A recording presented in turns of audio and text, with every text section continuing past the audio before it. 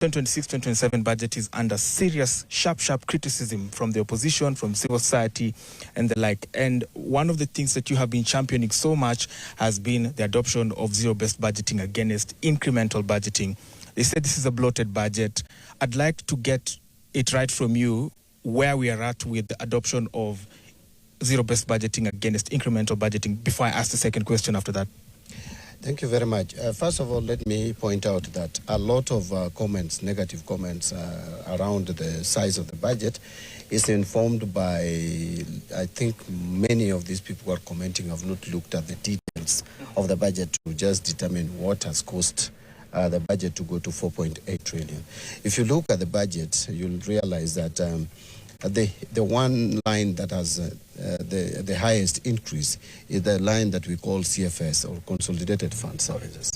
CFS is basically debt repayment and pensions, and these are figures or numbers that you cannot change because if debts become payable, you'll have to pay them. And if pensions become payable, you will have to pay them. You know, we have been operating a pension system which is not contributory. So it is the government paying for pension. So you will find that pension CFS payment has increased from 1.36 to 1.501 trillion. So that is the heaviest increase in the budget. It is not even the recurrent expenditure some people would want to believe. But now let me talk about zero-based budgeting. Remember, we indicated last year that this year will be the first year for implementation of the zero-based budgeting. Correct. And we exactly implemented that. But you see, for us to actualize full potential of zero-based budgeting, it will take about 3 years. So this is the first year of implementation.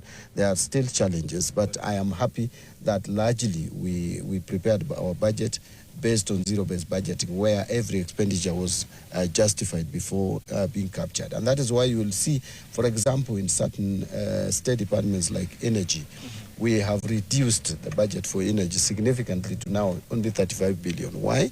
Because we realized out of this engagement that a lot of projects that are being funded through that state department are commercially viable projects that can easily be implemented outside the normal budgeting process. And that is why we have taken them out and planning to support or finance those projects through the National Infrastructure Fund and PPP models. So we have largely prepared this budget on the basis of justification of every expenditure as opposed to what has previously been the case of incremental budget. But I wouldn't say it is perfect because this is the first year of implementation. There is already a tool that we have that we gave to state departments and various MDAs to use, and that tool has been used, but it is still under being tested and refined. So in the next financial year, it will be better, and the third financial year, it should be perfect. So that is where we are as at now.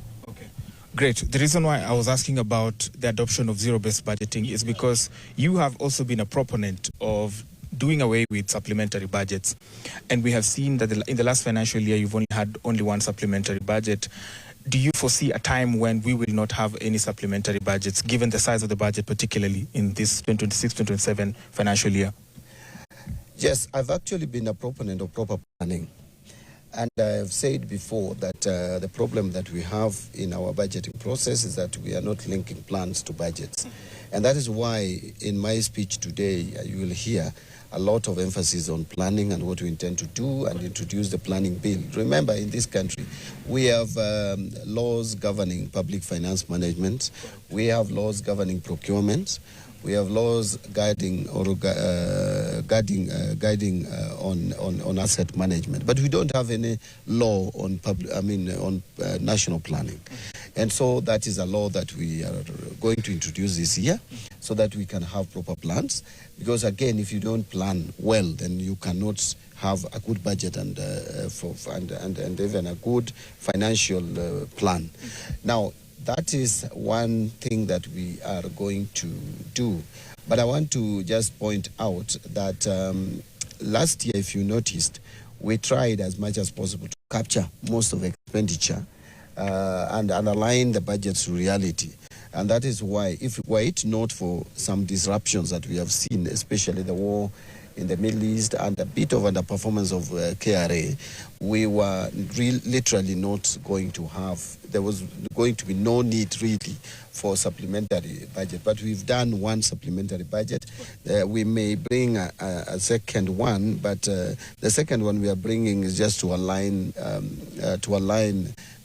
donor-funded projects and not really to put more expenditure into the supplementary budget. But that is one first step.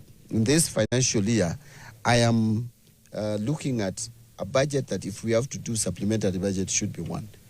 But I project that we may do a supplementary budget because this war is very difficult to assess as at now. And if the war is going to continue, then we may be forced to again reassess our expenditure to align it to the realities and the revenue collection. But going forward, and in the event that there is no disturbance and there is no emergency like flooding, like drought or anything of that nature, we should have only one budget.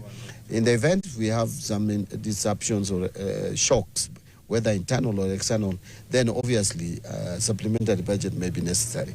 But I'm looking at a situation where this country, we in the next 2 or so years, in the event there is no disruption, we should not have any supplementary budget at all, because that is the ideal. That is where we should go. That is what good planning is all about.